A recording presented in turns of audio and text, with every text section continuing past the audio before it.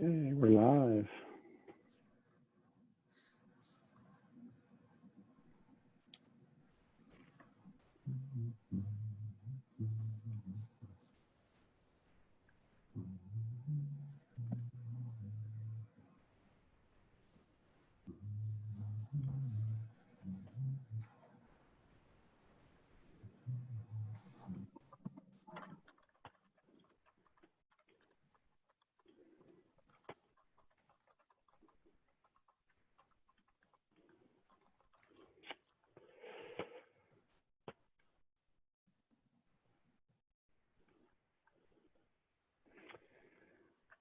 All right, we're going to get started here, everybody.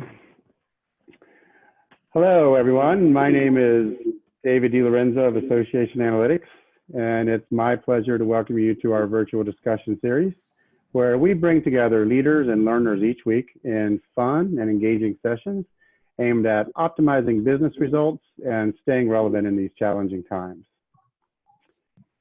Today's session is on short-term planning with long-term effects. We're going to be discussing how the impact of data and the decisions that it is leading your organization to make will have lasting effects on how to capitalize on what you know and what you can learn during the current crisis. Just a note, these sessions are always recorded, and that version will be available to you. And also during the session, we want to hear from you. This is meant to be interactive. We're going to do some fun activities, some polls, but during the entire session, you can use the chat tool and you can use the Q&A button to submit questions to our panel that we'll try to address towards the end of the broadcast. So welcome aboard. Today's panel includes Melissa Garcia. Melissa is the Associate Executive Director for the Society for Neuroscience. She has been in association management for 19 years, all of them at SfN. Her favorite pastimes include hanging out with her 3 kids, playing pretty much any sport, but definitely her favorite activity is running the pool table on unsuspecting vendors. And personally, I can say I've been on both sides of that equation, where Melissa's been my partner and we had a lot of wins, and where I was played against her and I had to get back to the bar pretty quickly.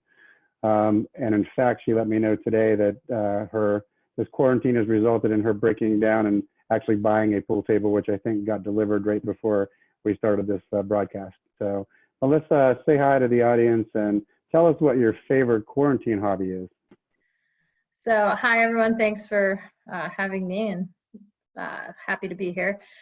Favorite quarantine hobby, I would say, is I've become a master cocktail maker, which I hope to match up with the pool table pretty soon.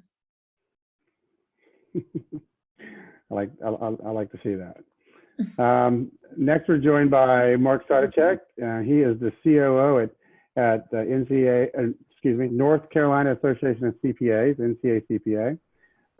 He can cook authentic Lebanese food. He's a huge fan of Harry Potter, Boston sports, and well-folded clothes. If he wasn't at work, he'd love to be traveling abroad with his wife, Lisa. But these days, his main activities seem to be diaper changing and surviving being a dad of 2 toddlers. So Mark, why don't you say hi to everyone and tell us what your favorite quarantine hobby is? Everyone, thank you as well for having me on this panel. Honestly, my favorite quarantine hobby so far is kind of cheesy. We follow this blog account on Instagram called Magnolia Bakery, and they have baking challenges every week, it seems. So my 4-year-old and I end up making a lot of unhealthy sweets that I get to take advantage of during the week. Yeah, that's great. I think everybody's got the COVID-20. You can change it from COVID-19 to call it the COVID-19-20. Jenny Graves is our 3rd panelist, and she's a senior analyst here at Association Analytics. Jenny resides in Chicago, and she's an avid runner and has actually run 3 full marathons, 2 of which are world majors. I know for a fact she's an avid Chicago Cubs fan, because I see her with her Cubs hat on in many of our Zoom calls. And I know she's really missing baseball right now. She's also hiked Mount Kilimanjaro when she was living in Tanzania during grad school. So Jenny, why don't you say hi to our audience and tell us what your favorite quarantine hobby is? Yeah, hi everyone. I'm excited to be here today. I think one of the things I've at least been occupying myself a lot with during the quarantine is I moved into a new place toward the end of last year. So I've been doing a lot of decorating and painting and a lot of, home improvement projects. Great. No more letters from the condo association there, right? Hopefully not. Fingers crossed. All right, now remember, this is supposed to be our fun happy hour virtual chat. So make sure you've got your cup nearby. I've got mine in A2 green. I promise it's not full of vodka, maybe in an hour or two. But get something nearby, we're ready to begin. And for those of you just joining us, welcome to our virtual webinar. To make sure you're in the right place, this is short-term planning with long-term effects. What are we going to be talking about today? We're really going to jump into kind of the power of a data culture in times of crisis such as this. Full-time adjustments that are going to last well beyond the pandemic and how to plan and think about that. Really reimagining the future of events and engagement in associations. And then kind of data and performance management health checks that you can do at your organization. But before we start the learning, we're going to have a little fun. So one of the things we've been doing at A2, we tend to have a lot of themed, if you see I have my virtual background, as does Jenny. We have a lot of themed calls where we pick a theme and you have to come up with the best virtual background. And a couple of them have been around like TV and cartoons and things like that. So it did make me harken back to my childhood. And for people around my age, one of my favorite cartoons was the Rocky and Bullwinkle show. And Rocky and Bullwinkle show is an assortment of all kinds of strange cartoons, and if kids watch it today, it could probably cause some permanent damage compared to what they're used to. But one of my favorite things was Aesop's Fables. And if everybody's familiar with Aesop's Fables, well, this was certainly a slant on those. So I thought about that. We're going to do a little contest because the things we're going to talk about, I pulled up some fables that directly correlate to some of those. So I thought we'd do a little contest. So in the chat, here are the rules, and whoever does this the fastest, if anybody does it at all, which these are going to be hard, you have to put all three answers in one post in the chat. Just give me the names of the fable. I'm not telling you more about it, just the general names. A couple of them have a couple different names, so we'll judge by that. But you're not going to have much time to Google it. So follow along, look at each one for about 10 seconds. And then if you guys can put them into the chat as I start talking about them, the first person to get all three right, we'll get either a DoorDash or Uber Eats gift card sent to you. So we're all quarantined, you might as well have some good food delivered. So are we ready to go? Yes, I see Barbara playing. Fractured Fairy Tales was my other. Which one did I go? The fairy tales or the fables? This one fit more into the fables. So thanks for posting that on the chat, Barbara. I'm glad some other people remember the Rocky and Bullwinkle show. All right, here we go. And they get harder as they go. And there are three, so I'm not going to stay on them for very long. Are we ready? All right, here's number one. And remember, you have to put them all three in the same answer, so hold off. Here's number two.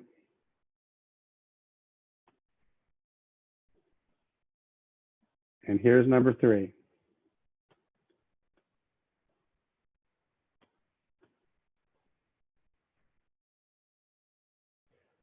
Wow, I see somebody got it right pretty quick.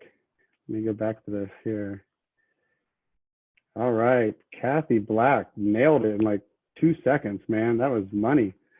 So I'm going to go through them for all those who didn't get them right. A couple people got them right. It looks like Brian Monk came right behind her. So maybe we'll talk to Brian, and maybe we can get two you guys right at the same time. Hers came in first, but they're literally at the same time stamp within seconds. So pretty impressive. But as we go through them, and just think about this in the context of today. So first one's obviously the ant and the grasshopper. I think that's one most people know. And the story is the grasshopper spends all summer singing and dancing and having a good time and enjoying what's going on in life, and doesn't really know why the ant's doing all these different things and working so hard. But when the winter comes, the grasshopper finds himself dying of hunger and sees the ant serving plenty of food to survive. And then he understands why ants are always working so hard, not just enjoying themselves all the time. And obviously the lesson is there's time for work and time for play. And you can't put off the things that are important right now. You got to do you can have some fun, but you got to make sure the work is done first. So always be prepared for what's ahead is the main lesson in the ant and the grasshopper. The second fable is called The Thirsty Crow. And the thirsty crow comes across the pitcher that's full of water, but when he puts his beak into it, he can't reach the water, and he keeps trying, and then he starts to give up. But at long last, he comes up with a great idea. He keeps dropping pebbles into the pitcher, and soon the water rises up to the top, and he's able to drink from it. And the lesson here is, little by little does the trick. So when at first you don't succeed, try again. This is a little bit about, doing something is better than doing nothing at all, and keep trying. So that's the lesson here, which I also think will be pertinent in our discussion. And the third one is probably the one most people don't know, the stag at the pool. Also has many names, the deer and its reflection. There's multiple versions of it, but it's basically the story of a stag sees a shadow reflected in the water, and he's greatly admiring the size of his horns, but then he felt angry with himself for having such weak and little feet. And while he was sitting there contemplating his worries, a lion appeared at the pool, and the stag took off running, and he flew with ease to keep himself safe, get away from the lion. And as he entered into the woods, he became entangled with his horns, and the lion quickly caught up with him and was able to kill him. And the lesson is, his last thoughts were, woe is me, how I've deceived myself. The feat which has saved him, he despised, and he gloried in the antlers, which actually proved to be his destruction. So it's often the things we despise that is the most useful to us. So there's some lesson there. And as we think about things that may have been some of the things we always do, might be what's hurting us now because we didn't have other plans, and we weren't looking at the things that are available and help us every day. So I hope you enjoyed today's Aesop's Fables. And now we will move into, we're going to do a polling question before we get started. So Brian, if you'll throw up the quick poll. We are going to talk a lot today kind of around with Melissa and Mark and Jenny on things they're doing and how they got here and being prepared. And I'll tie some of this back to the fables. I won't make them do it. But we just wanted a quick poll, kind of see what your guys' top priorities now, what you're thinking about, because we're going to talk a little bit about all of these things. We'll give you a couple seconds here. I like I'll watch the chat coming in, we'll see. Some people never heard of any of these. That's probably, I don't know, who tells fables anymore though? Mark, you have kids. Does anybody, Melissa, you have young kids? I don't even think my kids know what a fable is anymore. No, but I was thinking I might have to read the first one to my kids tonight, because clearly they'd rather play than work. The ant and the grass. I remember we always read those when I was a kid. So it's like one of the first things I thought of. I'm like, some fables. All right, Brian's probably okay. If you want to go ahead and push out the poll results. All right, so it looks like short-term revenue replacement and optimization seems to be the winning one, and we're going to talk a little bit about that, but really our approach is looking at short-term. Obviously the title is short-term planning with long-term effects. We want to correlate to that, what you're going to be able to do long-term. So thank you for your quick responses.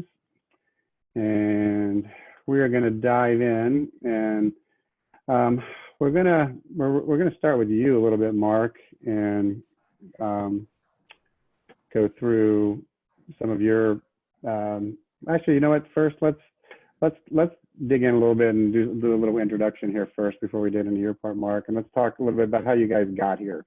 So I'm gonna, you and Melissa, I'm gonna start with kind of, where you guys are today and what's going on. So Melissa, you guys tell a little bit about your story. I know you're gonna get into it a little bit more in the slides, but you guys have been utilizing data for a long time. And prior to COVID-19, you've looked at a lot of things. What were some of the major changes and challenges that, drove shifts in the overall strategies for your programs, products, and services up until now? Sure.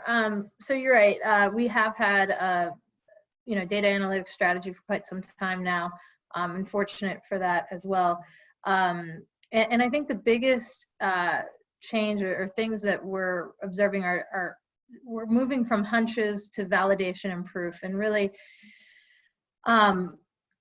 debunking assumptions and prioritizing data as something that needs to come to the table, and seeing that be part of the conversation.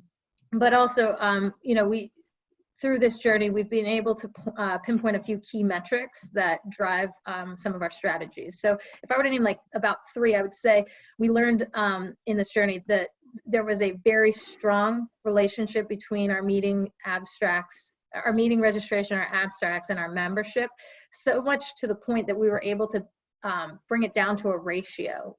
We can almost 100% expect that if we get X number of abstracts, we will get 1.9 attendees for each abstract. And the variations within that fluctuate like so minimally that we can really count on that. Although I'll say, now that COVID is blowing everything up, I'm not sure that holds for our upcoming meeting, but we'll find out soon enough. Second is membership retention and reinstatement patterns.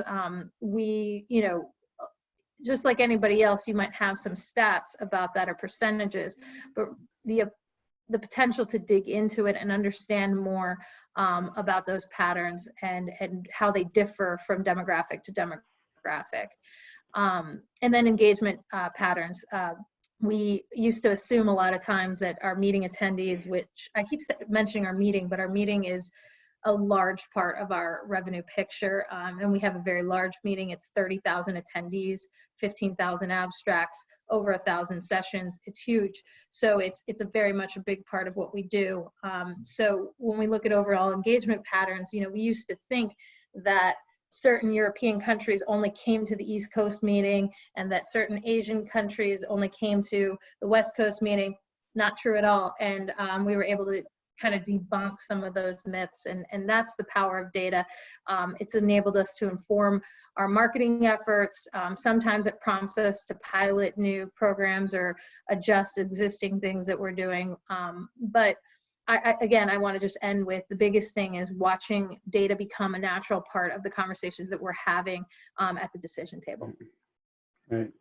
And Mark, you know, obviously the title was about short-term planning and we saw the poll results, but are you viewing this as a short-term change where your organization is just trying to weather the storm and then go back to business as usual?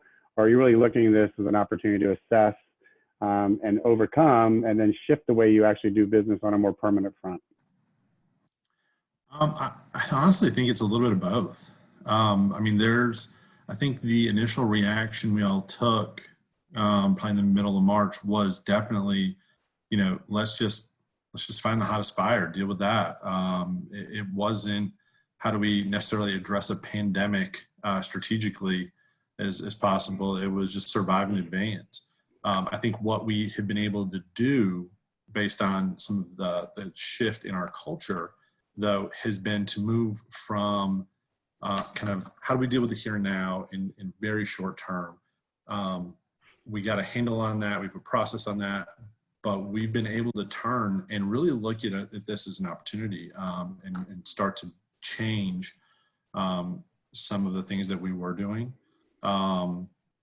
Really looking at even taking almost more of a proactive approach. So Melissa had mentioned some of the metrics they look at. One of the metrics that we have looked at often, or probably for like the last couple of years, has been the engagement level in our online community.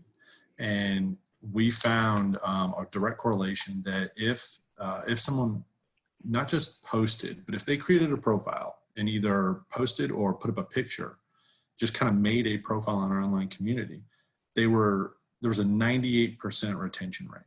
So in this period where, and I know a number of you had said retention was one of your biggest issues and concerns, one of the things that we started to do was be much more interactive and engaging on our online community because we knew that there was at least historically a correlation.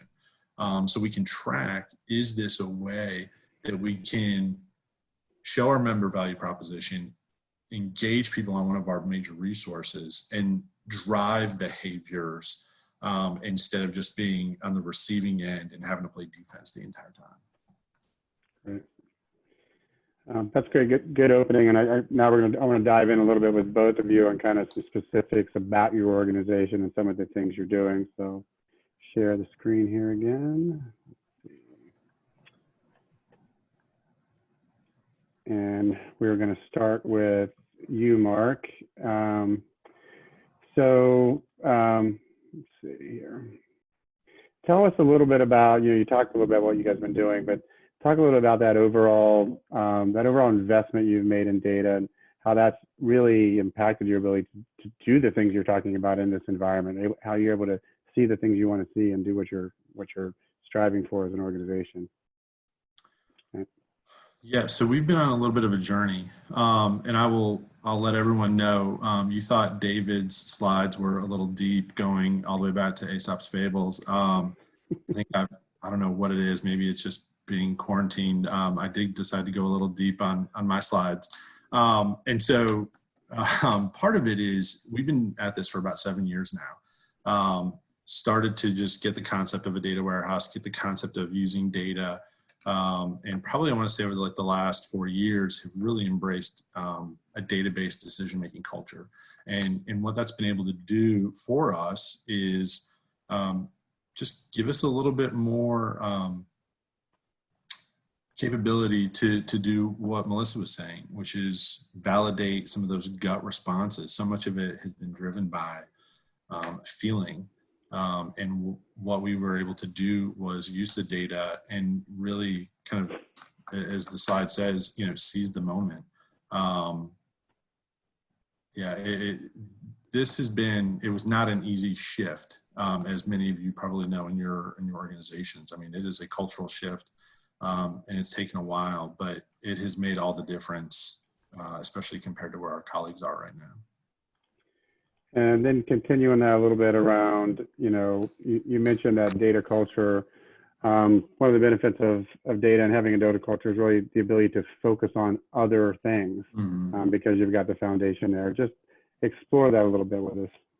Yeah, so we viewed data almost in this as kind of a safety net, so to speak. Because we've built this culture, we've intentionally spent time in this.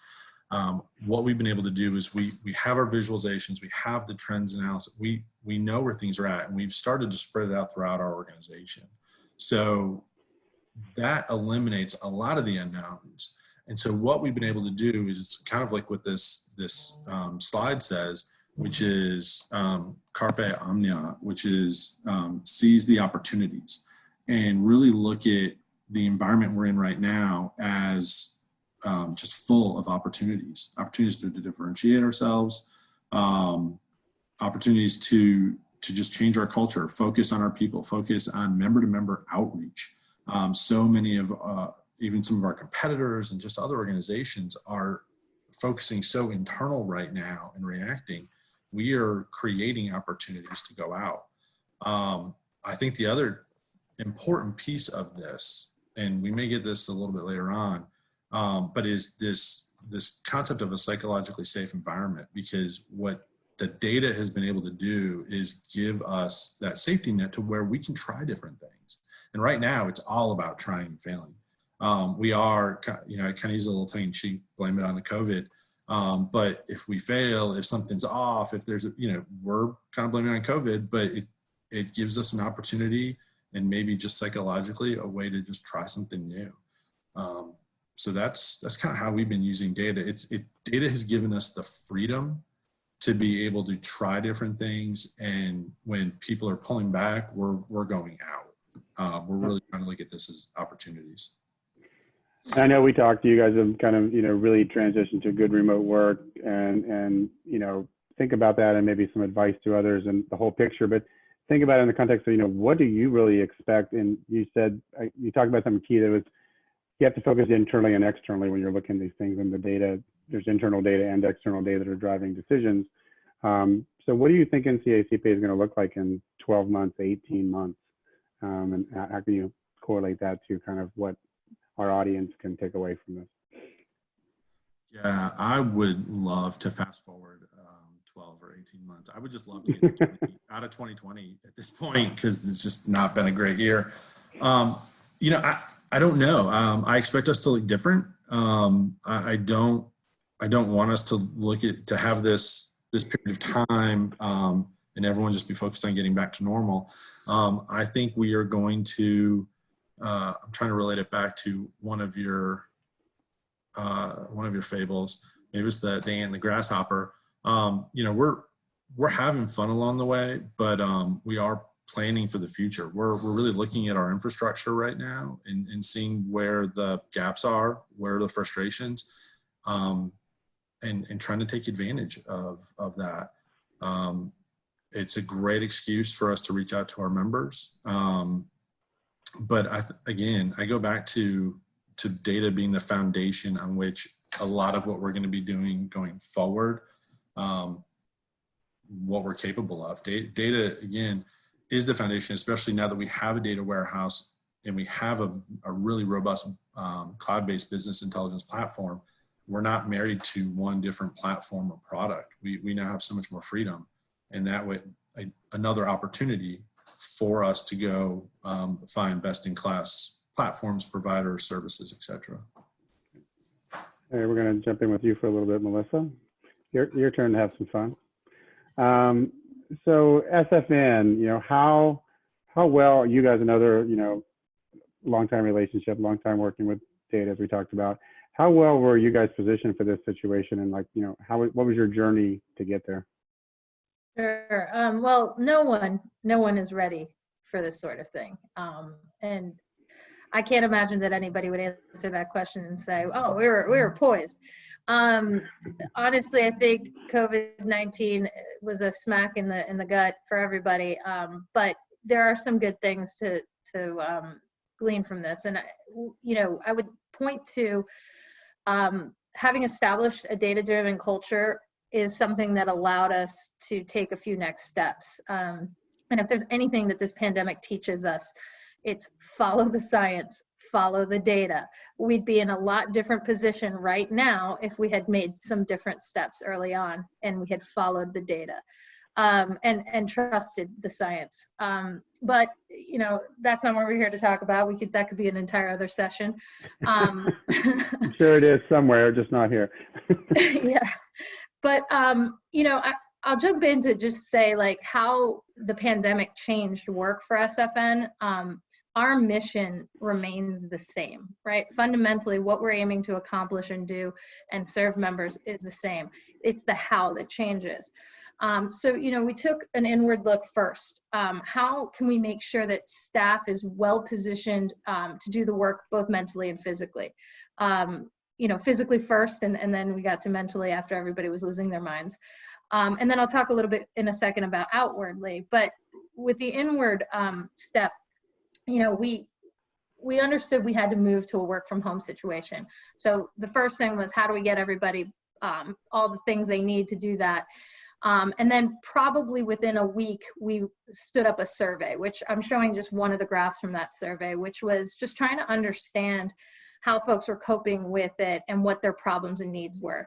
And, you know, so you start with a question or assumption that we need to understand how people are doing. We got some data, we analyzed it.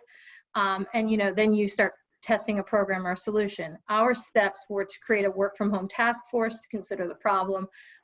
And using that data, that we honed in on 3 issues. You can't solve every problem. So what are the big 3? And, you know, started trying to take some steps to mitigate. And, you know, we invited staff, for feeling disconnected, we invited a set of staff champions who would coordinate activities like happy hours, book clubs, chats, things like that, either like at lunch or somewhere outside of the work time. There's a group of people that are putting together a weekly newsletter with tips and advice, and also keeping people informed of what's going on, because the second thing was how people were feeling uninformed, I'm sorry.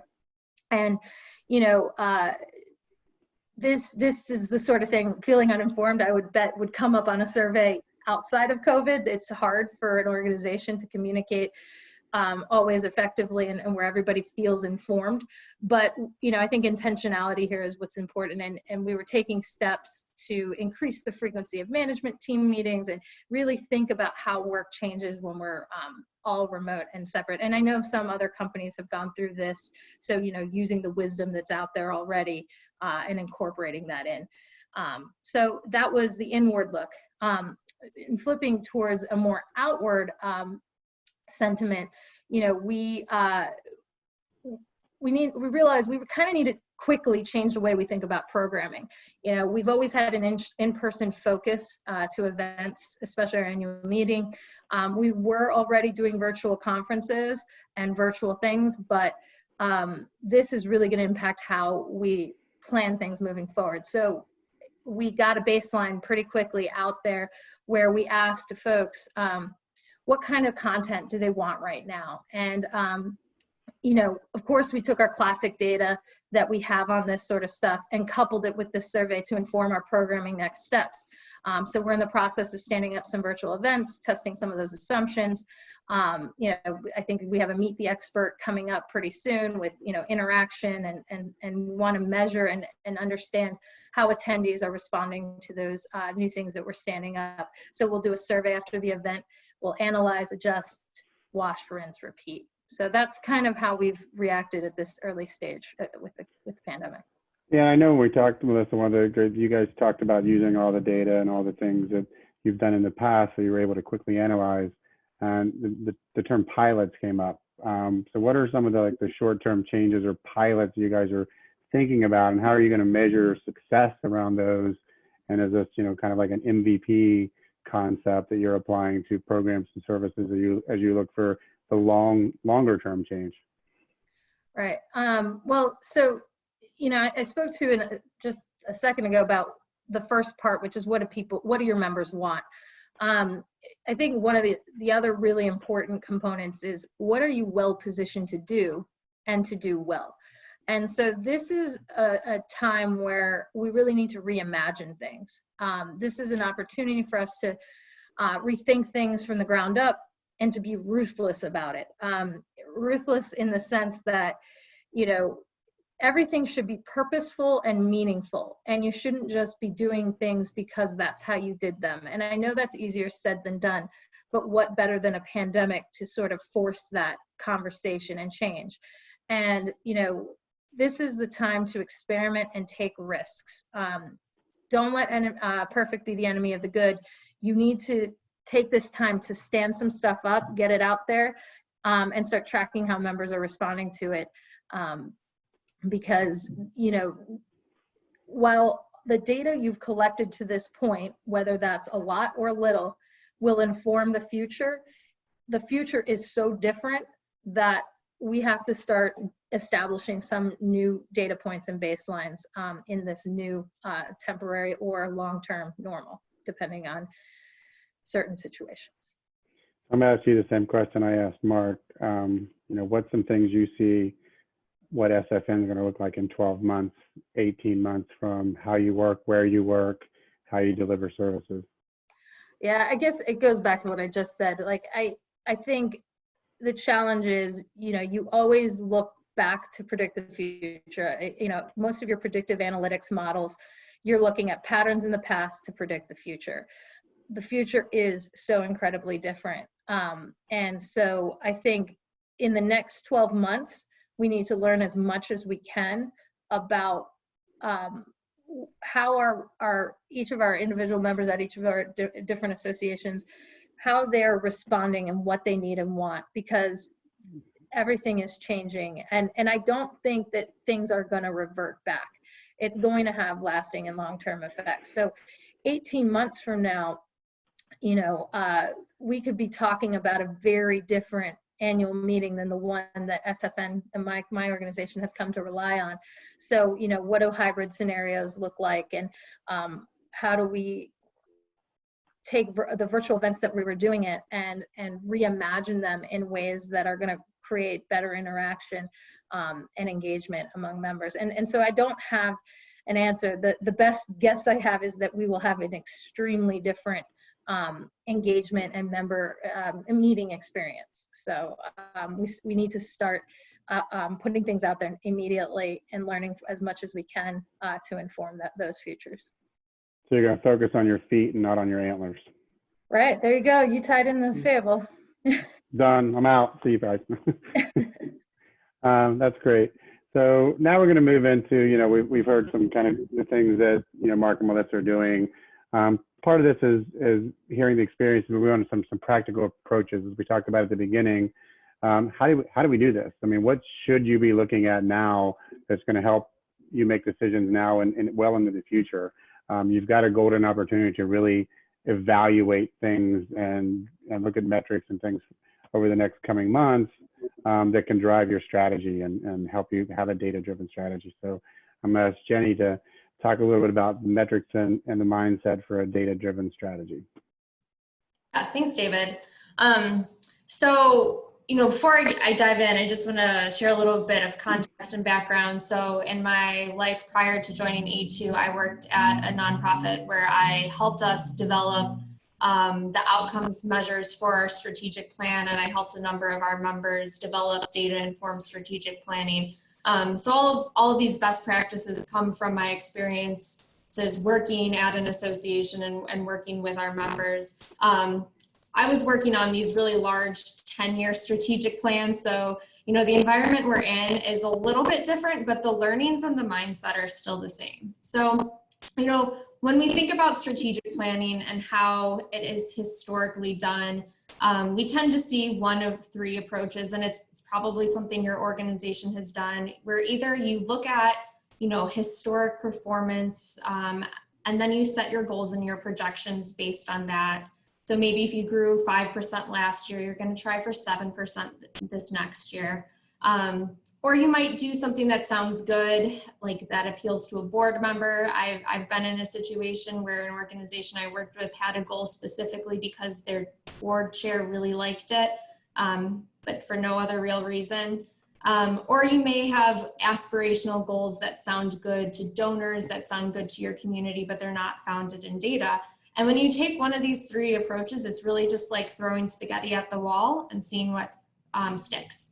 And as we illustrate here, when you take that approach, it tends to be really messy because it's not founded in data, and you are maybe using historic data that I think, to Melissa's point, right now we just can't rely on any further.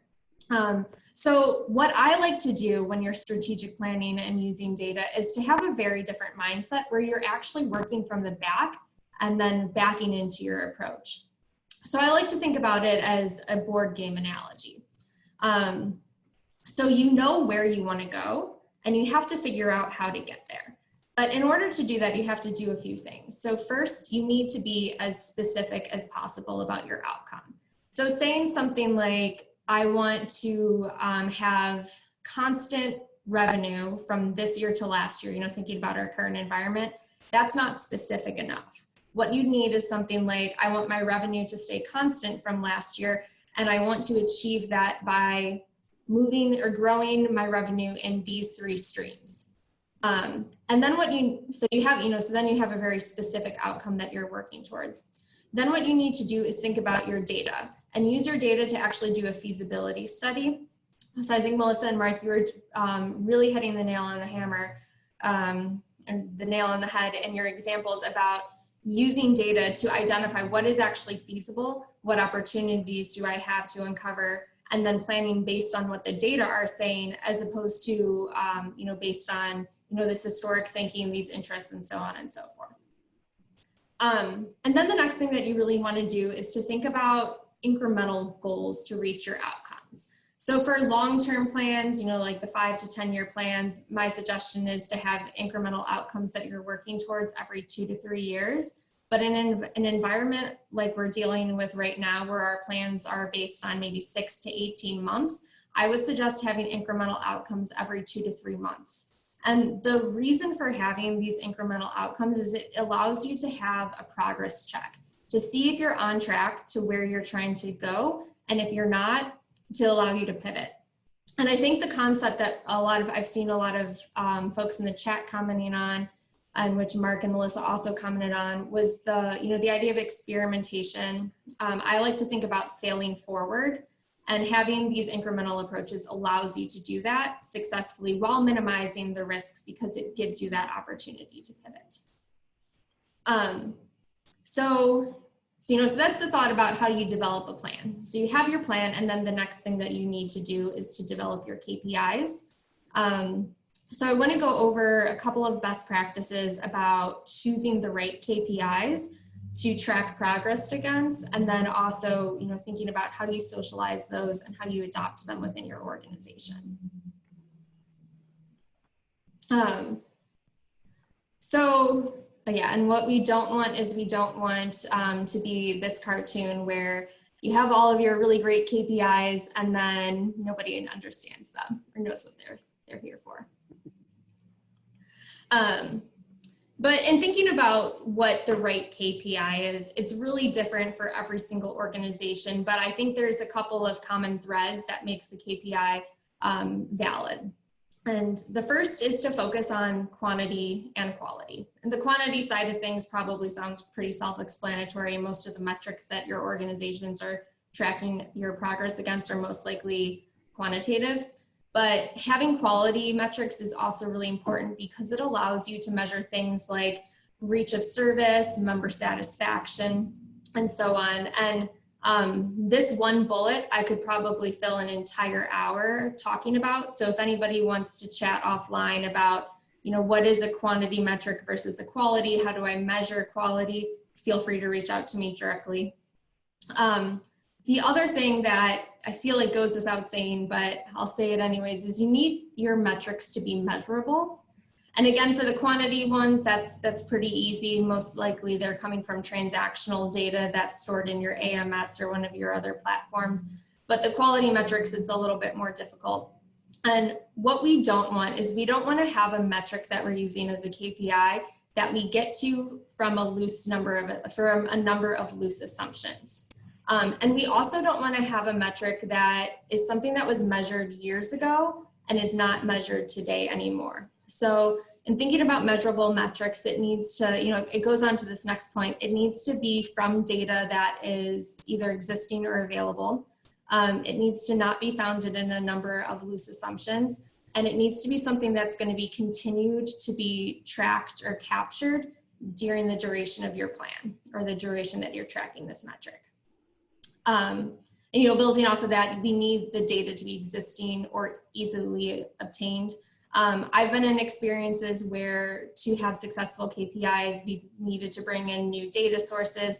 And if it's something that's readily available, requires minimum cleanup, is an easy integration, I highly encourage using that new data.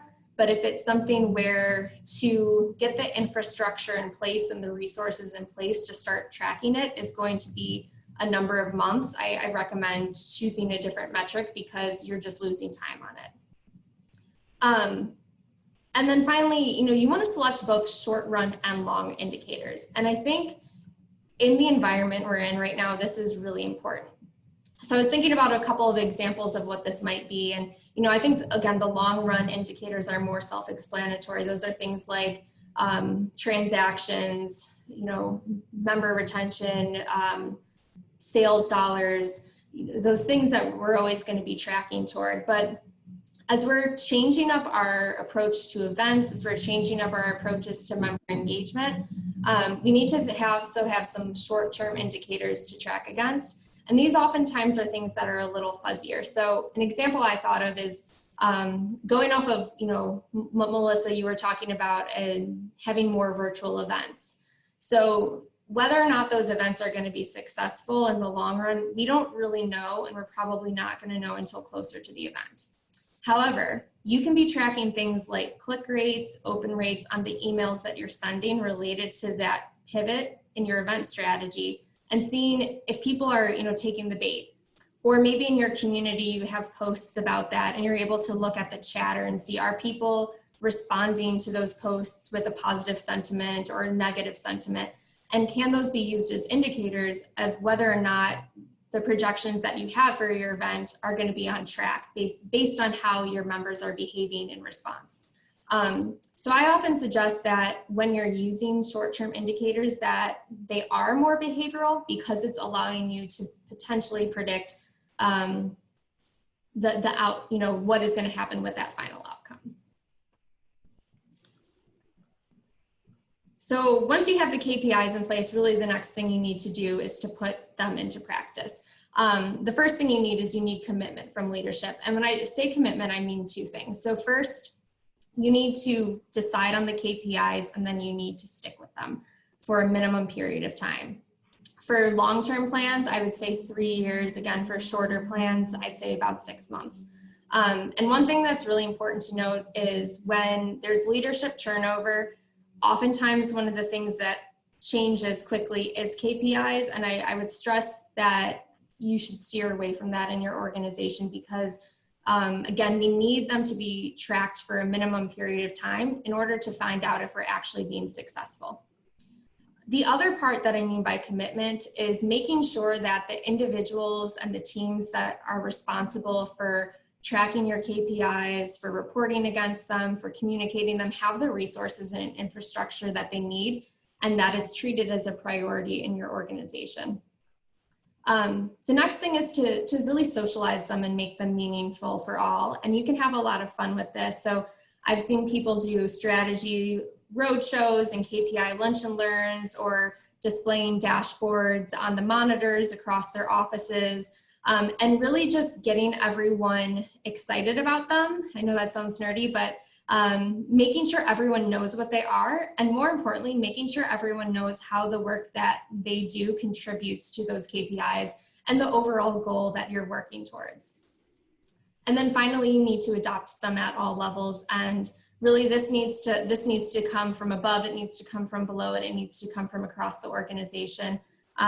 It should be demonstrated that the KPIs are being used to inform business decisions at all levels of the organization, because if you really don't have that adoption, you're not going to have the buy-in or the use, and it's not going to be a successful venture.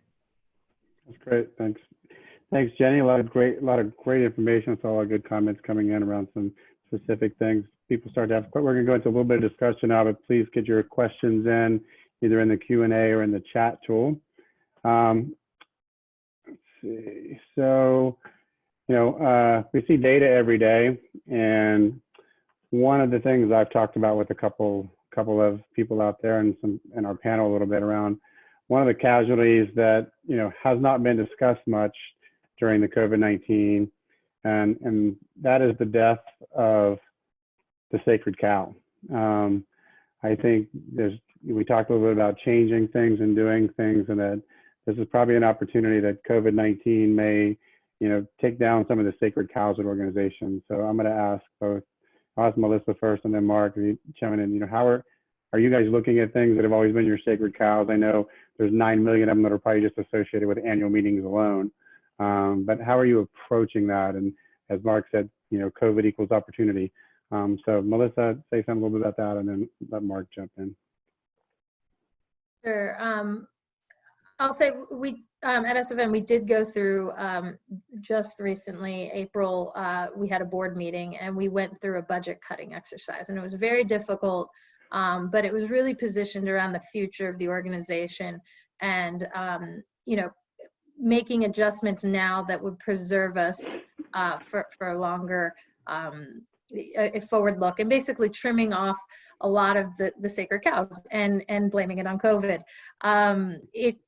It's one of those things where, everybody knows that this one program, isn't justified. It doesn't have the reach. It doesn't have the impact. You have the numbers, but somebody sitting somewhere on some committee or board, maybe 15 years ago, really felt so strongly about it, or it's their baby. These are not easy decisions or discussions, I should say, but this is the time. This is the opportunity to be ruthless about what your organization is best positioned to do, and what well positioned to do, and to do well. And so the sacred cow, now is the time to murder it, and murder it with data. That's about the best I could say about that, and I'll turn it to Mark. Am I supposed to follow murdering the sacred cow? That's tough. Okay, I agree wholeheartedly.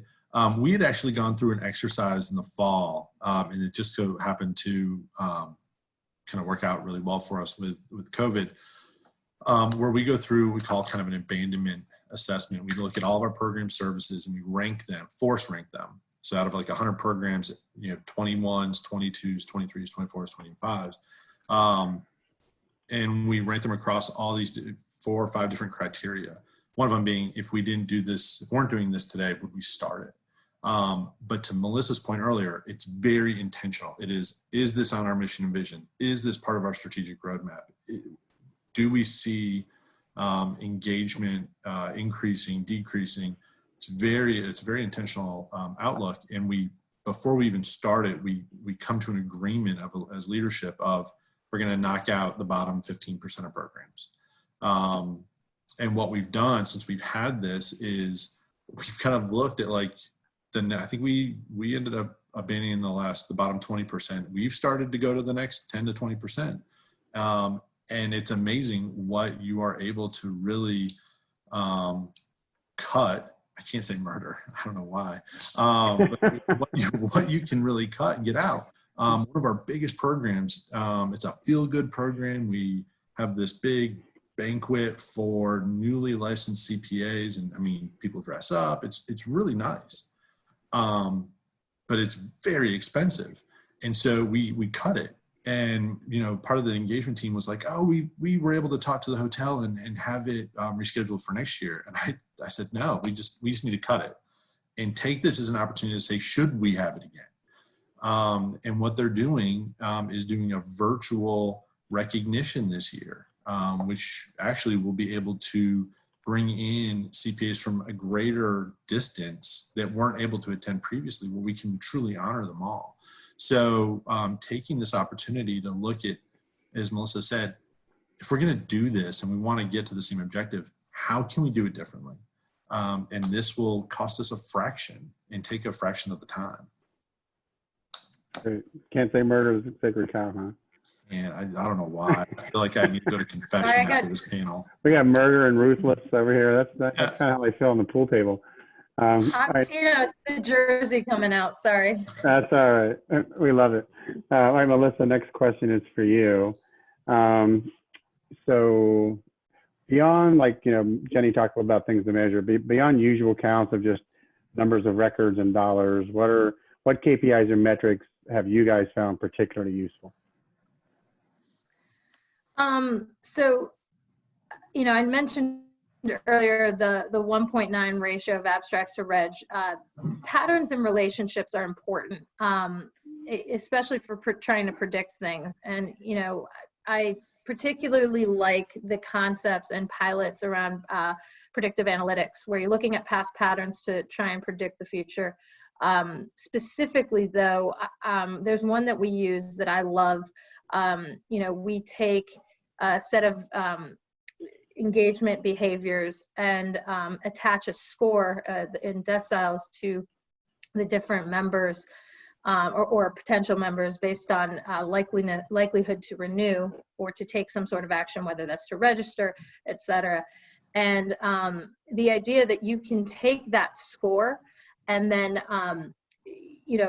treat people in each of the different deciles with different types of communication, that you can basically say the people at one end, and I never know if 1 is good or bad or 10 is good or bad, but let's say 1 is bad, you drop them off because you know what, you're spending money trying to reach them and they're gone.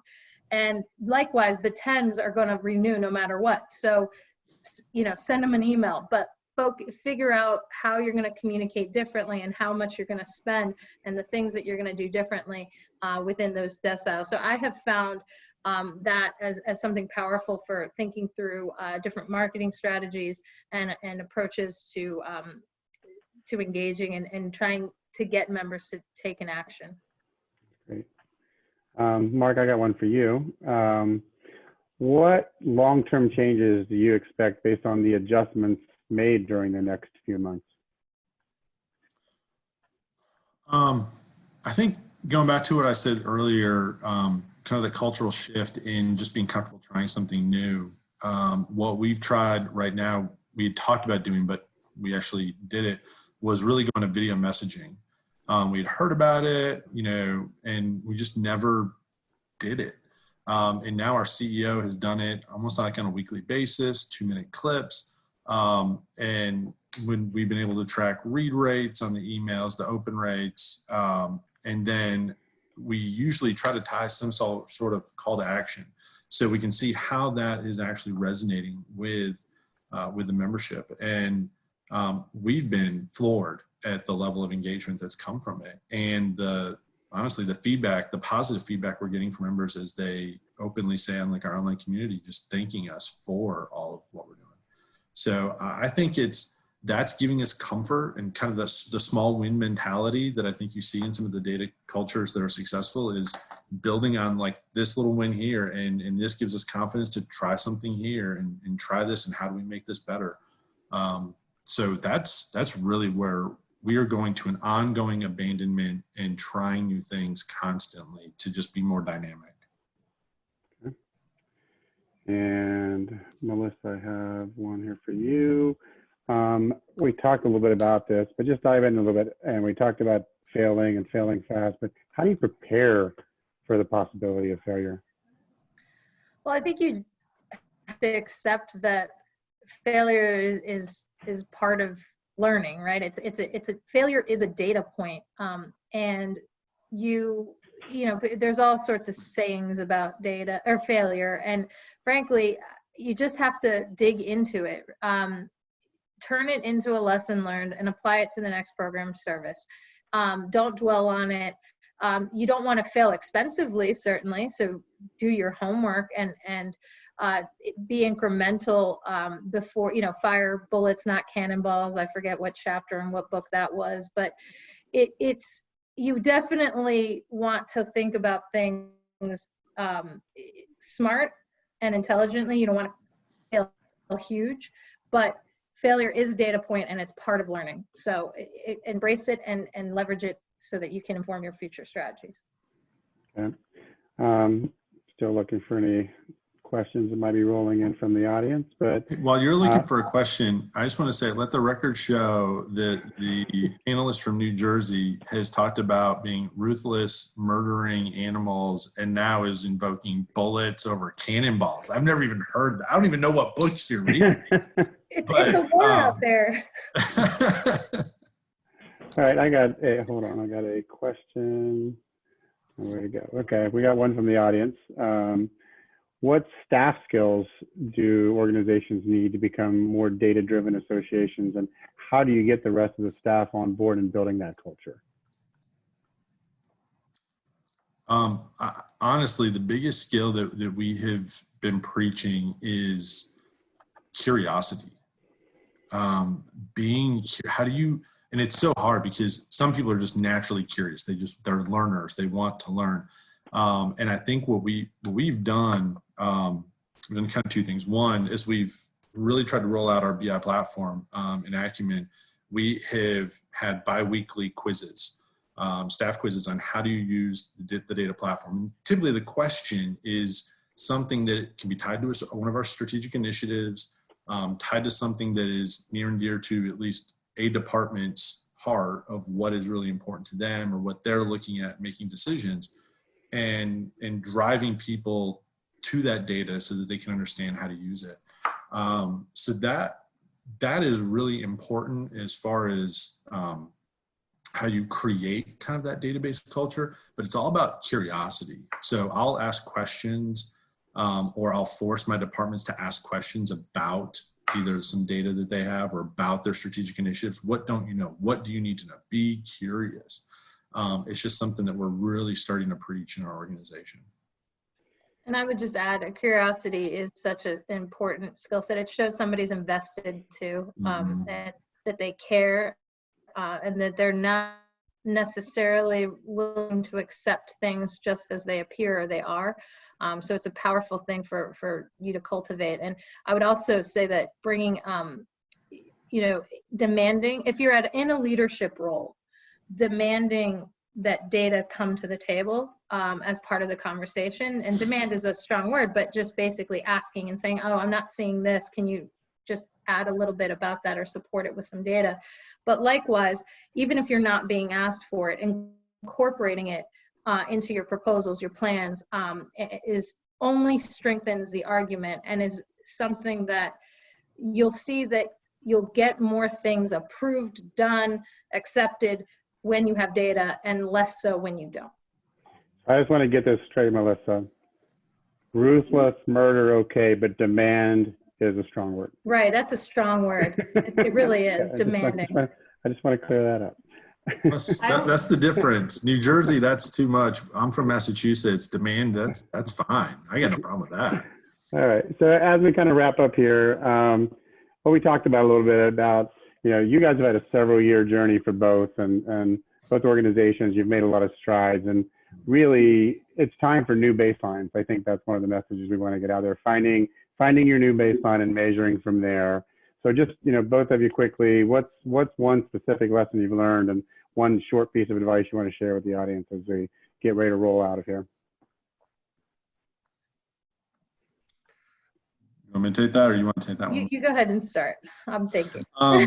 Yeah, I would say, don't boil the ocean. Don't think that it's impossible. Don't make it bigger than it is. I've seen some of the questions come in. How do you change this? And, it's all about starting small. It's doing something, right? It is, you can look at it, you can talk about it, but doing something. What Melissa said earlier, don't let perfection be the enemy of good. What we started to really kind of get into this new culture was really finding small wins. What were some easy things? And when you can prove it out, especially for some of the leaders that are resistant to change, that starts to give you so much goodwill and paves the road to be able to reinvest even further. But it is small wins. Find out what's important to someone in your organization that has a question or what they do, and show them how data can help them do it quicker, easier, more accurate, and really benefits them. I think you hit the nail on the head. I'm thinking about the fable with the dropping into the water, the pebbles. It takes time, but you got to start somewhere, and just continue to, even when there's resistance, again, going back and showing, improving, that's the way to convince or change minds. So, gather what you can. It doesn't need to be perfect, but tell a story and use data to support it. Great. Well, we have reached our first time, the end of our session. It seems it always flies by, but we thank you guys for listening. And as always, we hope your minds are full and your cups are empty. And we really hope you can continue to join us in the future for more of these discussions. A couple of logistical things. These are recurring meetings. So if you registered for this one or in one of the past, you're going to get a reminder every week about instructions for joining our meeting and registration for all of them. You're welcome to join any sessions. They're all recorded, so you can always find them on the website and watch previous recordings. We have another session next week in which I'm going to be leading a discussion on virtual board meetings, where we'll host a panel of CEOs who are going to discuss managing change, improving transparency, addressing governance, and best practices for working with your board that in today's environment, they're going to provide lasting improvements. So thank all the panelists, thank our audience for a fabulous discussion today. And I will stay on for a couple minutes. I don't know if any of the panels got to go. I know we got a couple other questions from the audience if you guys want to hang out for a minute or two. So I'll add one from Lindsay. How did you overcome or change the culture of catering to one specific leader's pet project rather than focusing on the bigger picture? So I hate to do this, but I actually have to run. I have a Oh, okay. committee chair on the other line that I have to go talk to. That's So I'm right. going to leave it to Mark. I'm so sorry. Bye. That's okay. Thanks. Bye, Melissa. Bye. And we'll only stay on for a minute or two, Mark, if you're good with it. We had the same issue. That wasn't so much of a data issue as it was a governance issue. Yeah. So about a few years ago, we went through this whole big governance task force. How do we make our governance group more effective from the board, whether it's strategy, nominations, just how we operate, how we conduct meetings. And the goal of that was to avoid having new chairs, presidents, whatever they are, come in and take you off course. Let's set the strategy. Let's align our mission, vision, strategic objectives, etc. And then when there's new people coming in, then that they're following into that and not taking us down some wild wild goose chase. So that's more of a governance overall issue, I think. Yeah, great. Not seeing any new questions come in. I think a couple have been answered in the chat, so I'll let you guys off the hook. And once again, I said thank you for a fabulous discussion, and thank everybody hanging in for our what's become a little tradition of our overtime. So everybody have a great week. Have a fantastic holiday weekend. Thank you all. Thanks, everyone.